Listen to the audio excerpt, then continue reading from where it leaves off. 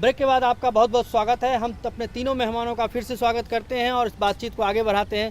शास्त्री जी, सबसे जो एक दिलचस्प बात आ रही है कि जितने भी अभी चुनाव पूर्व सर्वे हुए हैं, चाहे वो किसी मीडिया ग्रुप ने किया हो, चाहे इंडिपेंडेंट ग्रुप ने किया हो, उन सब का जो नतीजा देखने को मिल रहा है उसमें लग रहा है कि दोनों ही राज्यों में एनडीए स्वीप कर रहा है। ऐसा क्यों दिख रहा है?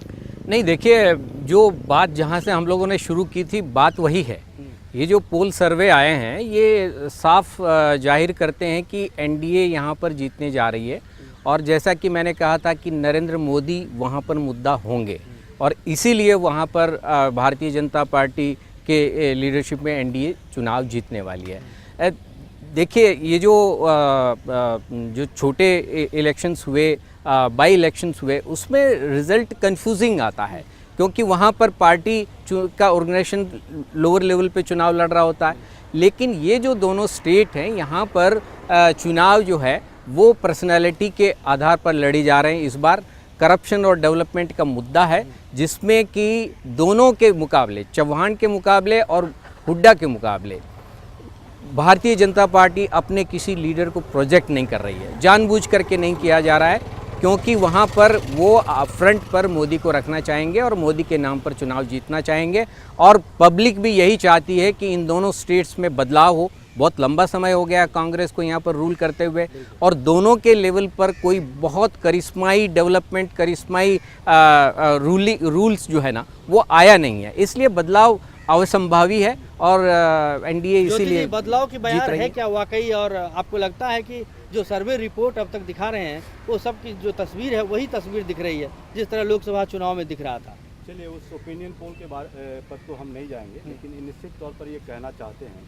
कि ऑफकोर्स लोग बदलाव की अगर आप बात करते हैं तो बदलाव वो दूसरे सेंस में चाहते हैं। बदलाव इस सेंस में चाहते हैं कि अगर कभी कहीं थोड़ी सी भी अगर करप्शन की बात हुई या उस तरह की जो भारतीय जनता पार्टी के आरोप लगते रहे हैं, तो हमें लगता है कि लोग चाहेंगे, लोगों की बात कर रहे हैं कि लोग चाहेंगे कि उस तरह के आरोप आए, चाहे वो सही था या गलत था, वो उस तरह के आए भी ना। दूसरी बात मैं ये कहना चाहूँगा आमतौर पर कि जो डेवलपमेंट एक बहुत बड़ा मुद्दा रहेगा, क्योंकि आप अगर गुड़गांव की बात करें या फरीदाबाद की बात करें, आप अगर अपने दिल में झांक कर देखें तो आप देखेंगे कि आज गुड़गांव में चारों तरफ से दिल्ली के भी लोग उठकर गुड़गांव में बसने लगे हैं। क्या वजह है, क्यों बसने लगे हैं? क्योंकि वहाँ डेवलपमेंट की बात हुई है, वहाँ पर पानी, रोड और जो आम सुविधाएं होती है उसकी बात हुई है। जहाँ तक तीसरी बात में जो बार बार ये बोल रहे हैं मोदी जी की बात, और जो दूसरे स्टेट में जो भी बाई इलेक्शन हुए हैं, मैं पूछना चाहता हूँ, अभी बिहार में जो 10 सीटों पर इलेक्शन हुआ, शायद आपको पता है, आप एक जर्नलिस्ट हैं, कि बिहार में जो 10 सीटों पर जो आम चुनाव हुए थे बाई इलेक्शन, वो बहुत महत्वपूर्ण था बीजेपी के लिए। अगर वो सीट अगर 8 या 9 अगर बीजेपी की आ जाती तो हो सकता था कि बिहार में अभी राजनीतिक परिस्थितियां कुछ और हो सकती थी, और भारतीय जनता पार्टी ने बहुत दम लगाया था। लेकिन वो वहाँ पर जो रिजल्ट आए वो दूसरे रिजल्ट आए। तो आपको देखना होगा कि आप अभी तुरंत सरकार में पार्लियामेंट में आए हैं, उसके बाद आप उत्तराखंड हार जाते हैं, आप फिर बिहार में हार जाते हैं, तो आप इसको, इन चीज़ों को भी देखना होगा। तीसरी बात, आप अगर मोदी जी को आगे रखते हैं तो मोदी जी को आगे किन बातों पर रखेंगे? उन्हीं बातों पर तो रखेंगे ना उन्हीं बातों पर रखेंगे ना कि वो जो 100-125 दिनों में क्या काम किए हैं। तो अगर 100-125 दिनों की अगर बात करेंगे तो वो तो सारे यूपीए के कामों को आगे बढ़ाए हैं। तो आखिर किस बात, ये चर्चा हम लोगों ने पहले किया था। मैं 5 सितंबर की भी बात याद दिला दूं, जो जिसमें प्रधानमंत्री जो बच्चों से विज्ञान भवन में जो शिक्षक दिवस में बात की, क्या था वो? आप बताएं। जिस प्रदेश, बहुत से प्रदेशों में जहां 1,20,000 शिक्षकों का रिक्त स्थान खाली है, जहां पर बच्चे खुले आसमान में पढ़ाई कर रहे हैं, नदी पार के पढ़ाई करने जाते हैं, जिनके भवन टूटे हुए हैं। आप सोचें कि आज नरेंद्र मोदी जो शिक्षक दिवस पर ये बातें कर रहे हैं, बिना शिक्षकों के नियुक्ति किए हुए, पूरे किए हुए, बिना बच्चों और को सुरक्षा दिए हुए, छत दिए हुए, पढ़ने की सुविधाएं दिए हुए, और वो शिक्षक दिवस को विज्ञान भवन में बात किए हुए, बिना पोस्टमार्टम के आप कैसे समस्या से रूबरू होंगे? आप बात नहीं करेंगे। मैं वही कहना चाहता हूँ कि अगर नरेंद्र मोदी चेहरा बनते हैं तो लोग निश्चित तौर पर फिर से यूपीए गवर्नमेंट को, कांग्रेस को फिर से सरकार में लाएगी, महाराष्ट्र और हरियाणा में। ज्योति जी जो कह रहे हैं, जो इन्होंने अभी एक बड़ी गंदी सी पिक्चर दी कि कैसे स्कूल्स नहीं हैं, कैसे खुले आसमान के नीचे बच्चे पढ़ रहे हैं, कैसे टीचर्स की वैकेंसीज खाली हैं, तो मैं इनको याद दिलाना चाहूँगा कि इंडिपेंडेंस के टाइम से अब तक मेजॉरिटी ऑफ द पीरियड में कांग्रेस ने रूल किया है।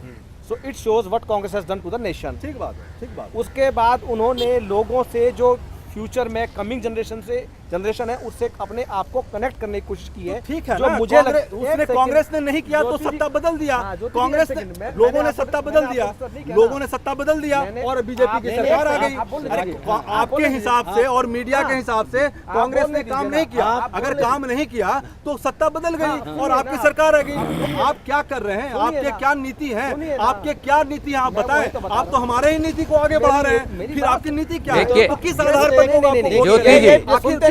ज्योति जी देखिए, ये पॉलिटिक्स जो है पुरानी पड़ गई है कि आप नई सरकार आई और पिछली सरकार के सारे काम आप साफ कर दो। नहीं, ये इस पॉलिटिक्स में अब पब्लिक विश्वास नहीं करती है। देखिए, अगर कुछ जेन्युइन काम हो रहे हैं उनको डेमोलिश करके आप नया काम शुरू कर दें दूसरे नाम से, ये तो बेवकूफ़ी का काम है। और ये जी मैं एक बात तो इसमें तो मुझे लग रहा है कि नरेंद्र मोदी को फायदा ही होने वाला है। अगर कोई रिलेवेंट चीज है उसको कंटिन्यू करना कोई गलत काम नहीं है। तो आप नहीं, पिछले काम को आप खराब तो नहीं बोलेंगे। मैं कर रहा हूं, आप तो ये राष्ट्रीय नीति कोई बनी है। एक सेकंड, इनका कहना ये है, राकेश जी का इनका वर्णन कहना ले ये है कि ये 100 दिन का हिसाब मांगते हैं, इनके 40 सालों को हिसाब नहीं है। और 100 दिन में जो एक ऑप्टिमिज्म की लहर चली है वो देश उसको चीज को जान रहा है। अभी जो फ्लड आई हुई है, कह रहा हूं कि अगर आपके हिसाब से अगर 40 सालों में कांग्रेस एनसीपी ने काम नहीं किया तो सत्ता बदल गई, सत्ता बदल गई तो आपकी नीति क्या है? आप हमारे नीति को क्यों आगे बढ़ा रहे हैं? एनसीपी की बदलेगी, बदलेगी एनसीपी की। आप सुनिए, एक सेकंड सुनिए। ये गुड़गांव की बात करते हैं, फरीदाबाद की डेवलपमेंट की बात करते हैं। ये गुड़गांव और फरीदाबाद में जो भी डेवलपमेंट है वो लोकेशनल एडवांटेज है उसका, दिल्ली की वो नियरनेस बिहारी वाजपेयी ने कराया था। नहीं, एक सेकंड। उसके अलावा मुझे बताइए कि जो स्टेट का सीएम है उसने लूटने के अलावा वहाँ पे क्या डेवलपमेंट किया? आप जाके झज्जर में रोड देखिए, वहाँ पे टोल्स नहीं है, रोड इससे चौड़ी सड़कें हैं। गुड़गांव में सड़कों की आप हालत देखिए, यहाँ पे तो लूटने का काम है। गुड़गांव और फरीदाबाद से जितना रेवेन्यू जाता है 2 डिस्ट्रिक्ट से, उतना पूरे स्टेट से नहीं जाता। आप देखिए, मैं रैपिड मेट्रो बनाई, किसको सर्व करने के लिए? सिर्फ डीएलएफ को। मेट्रो स्टेशन के नाम क्या है? Vodafone metro station. क्यों? क्या आपने उनको, यदि आप एडवर्टाइज कर रहे हैं, आपने कोई चार्जेस लिए? It's height of corruption. ये बात करते हैं कि सब बिरादरी को साथ लेके चले। एक स्टेट से, एक डिस्ट्रिक्ट से, एक गांव से 50-50 लोग रिक्रूटमेंट में भर्ती हैं, बाकी पूरे स्टेट से लोग ही नहीं है। ये क्या है? ये चलिए, आप तीनों मेहमान से हम एक आखिरी सवाल लेंगे। क्या है? ये करप्शन नहीं है क्या?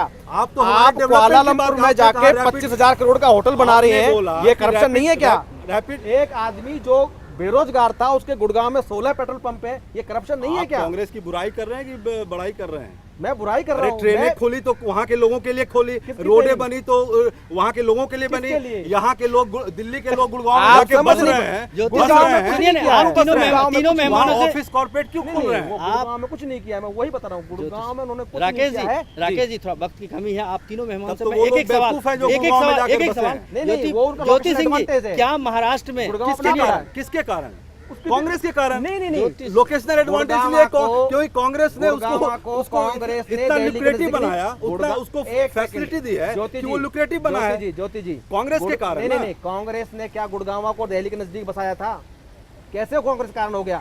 ये उसका लोकेशनल ऐसे हो एडवांटेज गया, है, वो ऐसे बिकॉज हो वो गया। नेशनल कैपिटल के नजदीक है। हम लोग के ऐसे पास हो गया। वक्त की थोड़ी कमी है। एक आखिरी सवाल हम लेना चाहते हैं, जो ये लेने के एलायंस को लेके, कि आप क्या महाराष्ट्र में सब कुछ ठीक ठाक चल रहा है? बिल्कुल क्या ठीक चल रहा है। एनसीपी से कांग्रेस का तालमेल हो चुका है? या बीच बीच में मर्जर की भी खबर आती थी कि शरद पवार जी को बना नेता मान लिया जाए, ये किया जाए? आखिर क्या आप लोग अपने उम्मीदवार को घोषित करते क्यों नहीं है?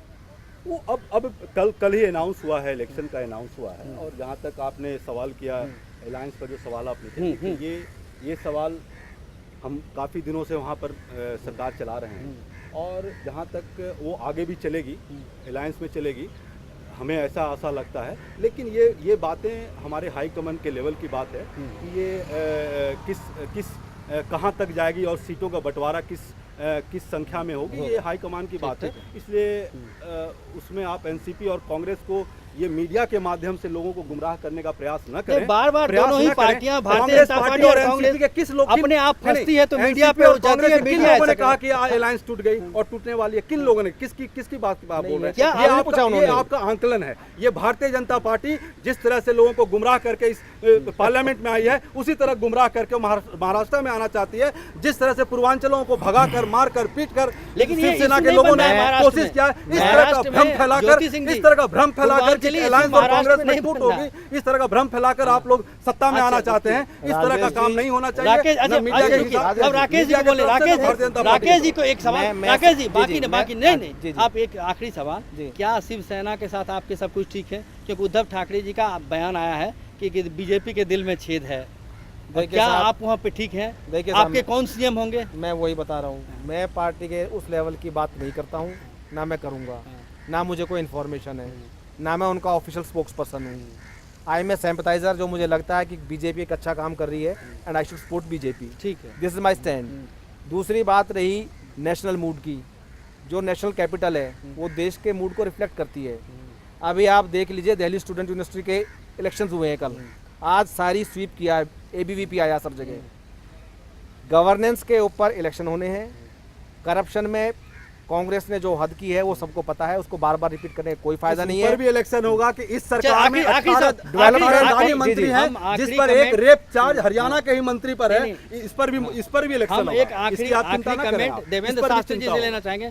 सर, जिस तरह से डूसू का रिजल्ट आया है, जिस तरह से रिफ्लेक्ट किया है, क्या ये देश का मूड या महाराष्ट्र हरियाणा का मूड हो सकता है? देखिए, यूनिवर्सिटी के चुनाव के रिजल्ट को आप देश का मूड के उससे कंपेयर तो क्योंकि ये वही नहीं लोग करना हैं, चाहिए, ये वही लोग हैं लेकिन जो नरेंद्र हाँ, मोदी जी को उस समय सपोर्ट कर रहे हैं। लेकिन ये बात हम मान सकते हैं कि लगभग रिजल्ट इसके आसपास माने जा सकते हैं, क्योंकि पोल सर्वे भी यही रिफ्लेक्ट कर रहा है क्योंकि बेसिकली। क्योंकि क्योंकि जो सर्वे पोल हैं वो भी इसी तरह का सेंटिमेंट रिफ्लेक्ट कर रहे हैं। लेकिन जहाँ तक महाराष्ट्र के अंदर ये जो शिवसेना और बीजेपी और एनसीपी और कांग्रेस के इंटरनल कन्फ्लिक्ट की बात है, उसमें मैं एक चीज़ साफ कर दूं कि देखिए, कांग्रेस को कोई और मिलने वाला नहीं है और एनसीपी के लिए कोई चारा नहीं है, और दोनों को पता है कि रिज़ल्ट क्या होने वाला है। इसलिए वो कॉम्प्रोमाइज़ तरीके से अब ये चुनाव लड़ेंगे और यहाँ कोई बहुत बड़ा कन्फ्लिक्ट होगा नहीं, क्योंकि एनसीपी ने बीच में कोशिश की थी कि शिवसेना से किसी तरह की अंडरस्टैंडिंग बन जाए, लेकिन उसकी कोई चांस नहीं है, क्योंकि शिवसेना को भी अब दिखाई दे रहा है कि चुनाव हम जीत रहे हैं, हमारा चीफ मिनिस्टर होना चाहिए, जिसका कि उद्धव ठाकरे रह करके एक रिफ्लेक्शन देते रहते हैं। अपने सामना में भी कमेंट उस तरह के आते रहते हैं कि वहाँ पर अब जो ज़्यादा लोग सीट शेयरिंग के बारे में बात नहीं करें, अभी तो चुनाव जीते। चुनाव जीतने के बाद ये सारी की सारी चीज़ें कन्फ्लिक्ट, इंटरनल कन्फ्लिक्ट आपके सामने होंगे। जी, आप तीनों मेहमानों का बहुत बहुत धन्यवाद, आपने बहुत अच्छी बातचीत थैंक की। यू। ये थे हमारे तीनों मेहमान जो कि हरियाणा और महाराष्ट्र के चुनाव पे अपना रुख रख रहे थे और बता रहे थे कि ऊँट किस करवट बैठेगी। मुद्दा में आज फिलहाल बस इतना ही। अगले दिन हम फिर हाजिर होंगे एक नए मुद्दे और कुछ नए मेहमान के साथ। फिलहाल दीजिए हमें इजाज़त। नमस्कार। Thank you ji.